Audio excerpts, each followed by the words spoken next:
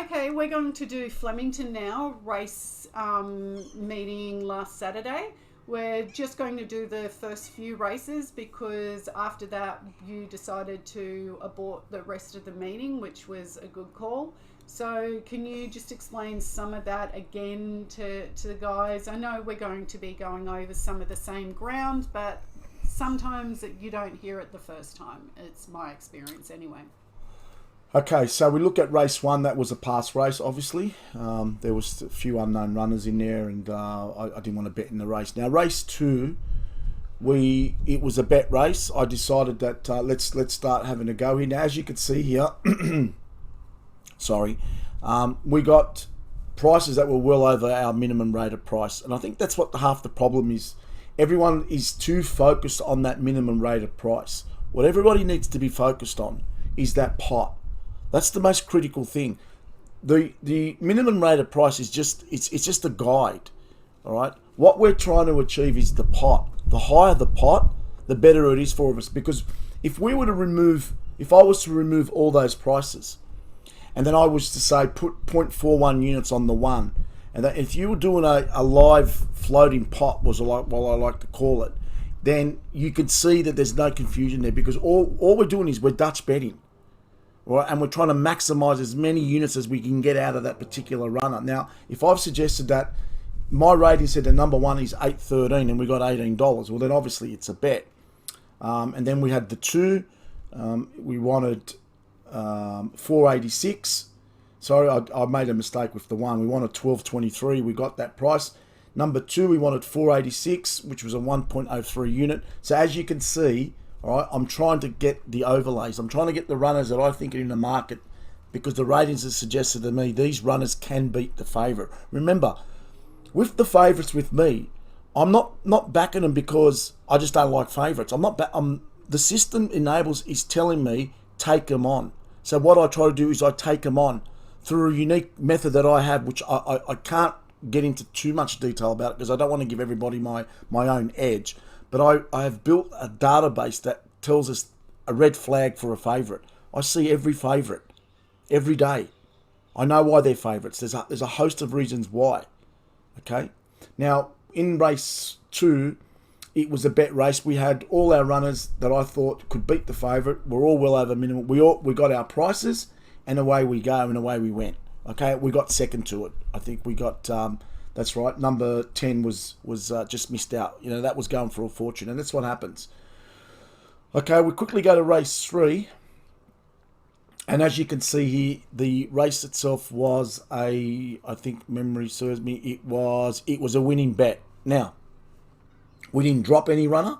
We had the actual ratings suggested that the first 3 that were across the line were the ones that were there to be beaten. The race was pretty open itself. So what I do in that sort of instance is then I'm starting to look for the horses that I have on top. Okay, now again, if I remove those rated prices and just put units there, okay, we just need to look at that pot. That's the most critical part. It's Dutch betting. All right, Dutch betting to obviously get as many units as we possibly can out of the race. Now the race ended up being a great what I call fill up because the winner itself paid I think 16 to 1 and we had it rated at 8.30 and we had 0.6 units on it. So they're the type of runners that I'm after. Okay, there was a few runners in there that did bother me, but as I think I said on the notes, drop 4 and 10. 10 is the biggest concern. I don't think I had it as an emergency, but do not think we will come close to our price. So dropped it. So what I'm saying there is that I don't think that the 10. I mean, I had it rated at $9 or something like that. So and they were wrong, and that's what we're trying to do. We're trying to get them where they're wrong. All right. I mean, it's no different to any other tipper out there. All I'm trying to do is trying to catch them out. Okay. So it was a good fill up. We didn't have to drop any runners, and that was great. That's what we want. That's what we want to see. Okay, now I mean, I think it's important for guys to realise that that they can pick through and pass on races themselves. Like there's got to be some onus of own self-thought to go into this. Like now, it's not a that's gun right. to your head. That's right. Now when I send out a sheet, okay, the first thing that everybody needs to look at is that pot. Now this was a good example of a race where that we have a low pot, okay, and then I was also taking on some runners that I thought could win the race, okay, e.g. number 4. So if the ratings are telling me, look, be careful with this particular race, all right, like e.g. we had the 4 as an emergency runner, but we just needed way better pricing on it. As I had it rated, I think 450 or something like that, or whatever it was, 390, and I knew at the time, you know, that this thing opened up at 270, and there was just no way it was going to hit our price. But sometimes they do. Sometimes you might get a situation where a runner is heavily backed in, and this thing blows out, and you will get the price, and you include it. In this particular race here, what I actually passed on the race. Okay, the reason why I actually passed on the race was I wasn't. Well, first and foremost, I didn't get the price on the 2. Now, the number 2 itself, as you can see, $4.80, $5, $5.50 across the board. All right, it hit late $5.50. Now, when I'm dealing with a pot that size, it's a high-risk race in order for us to play in.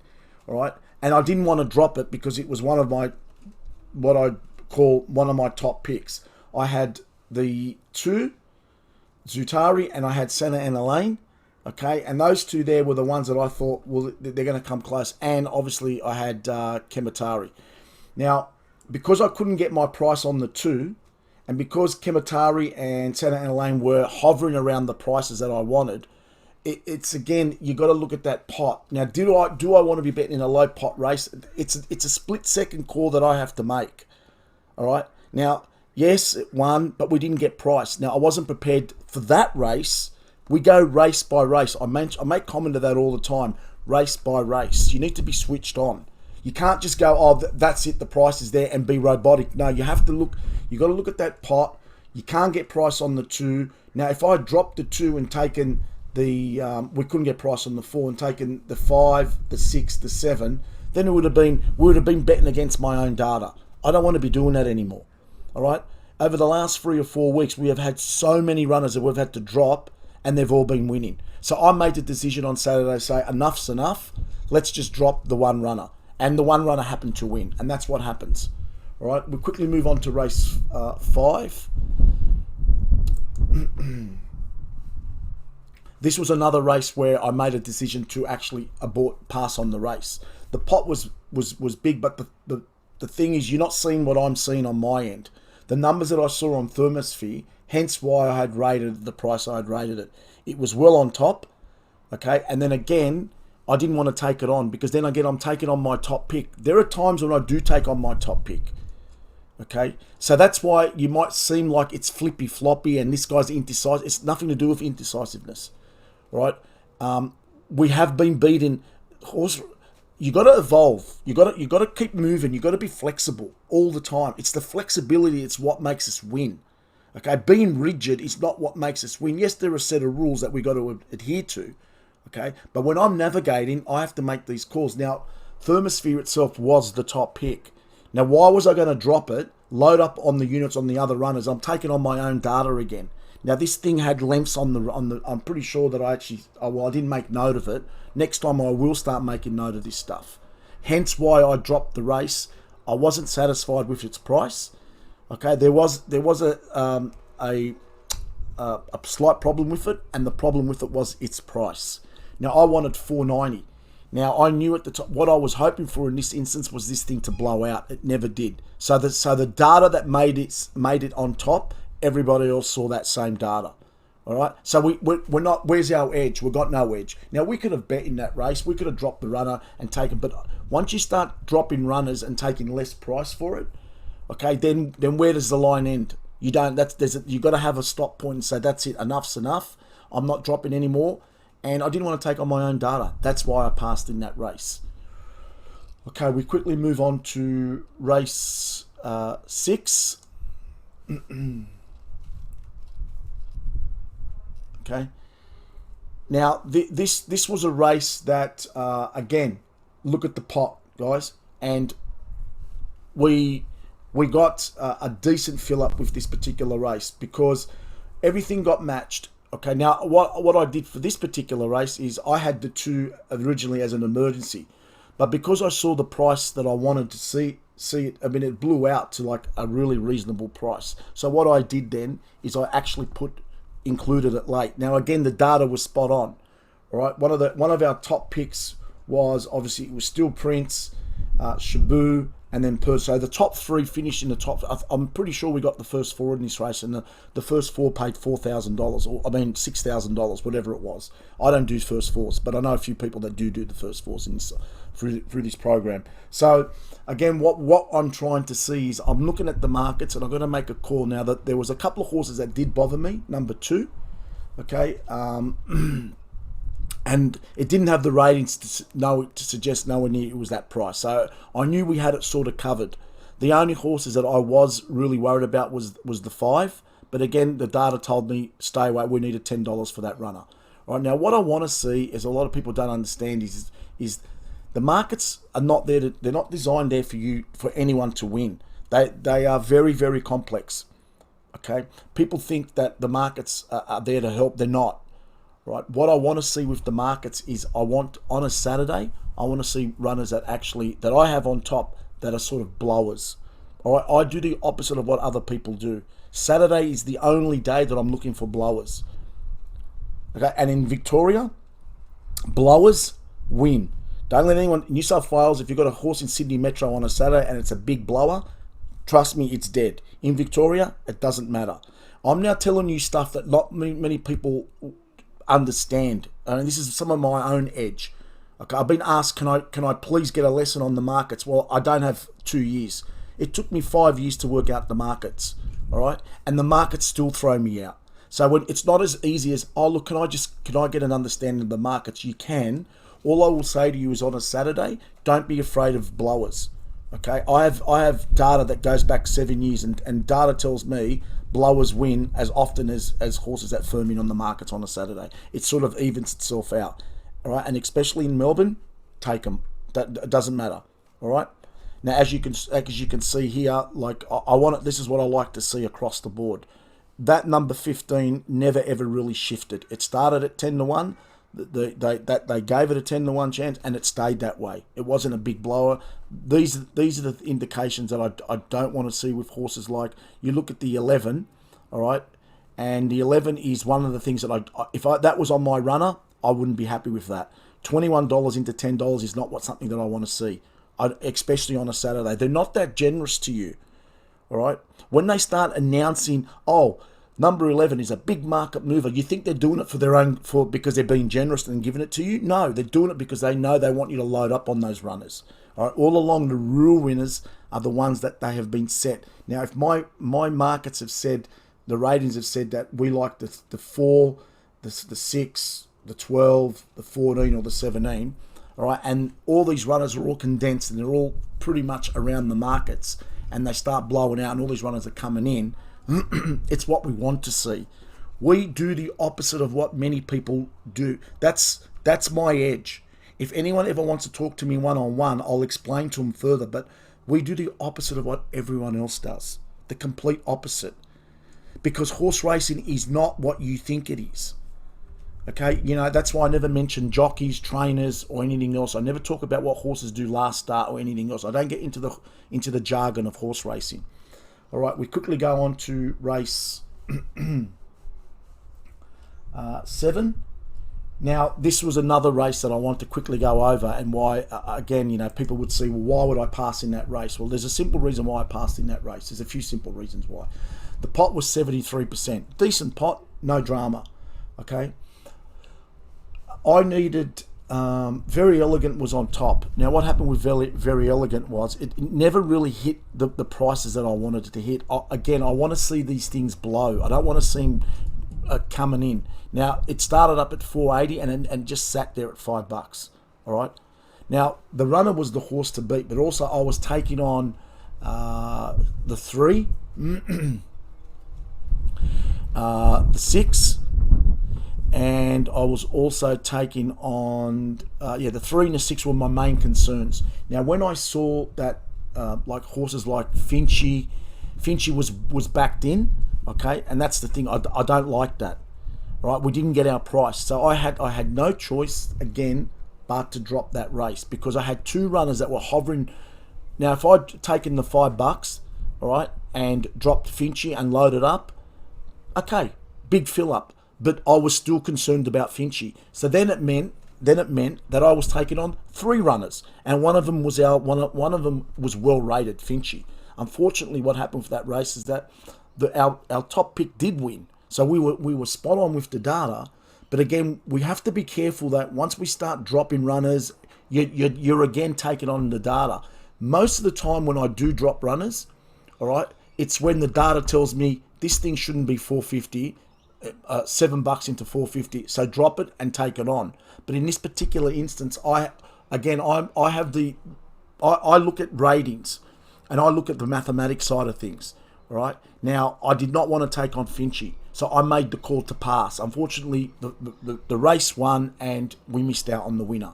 Okay, but it's going to happen all the time. As you've seen the last 4 or 5 weeks, I've got Dean and I have done a list of how many horses we've had to drop due to the fact that we can't get price, and we were taking on our own data. It's not always ideal. All right, sometimes you can get massive fill-ups like that.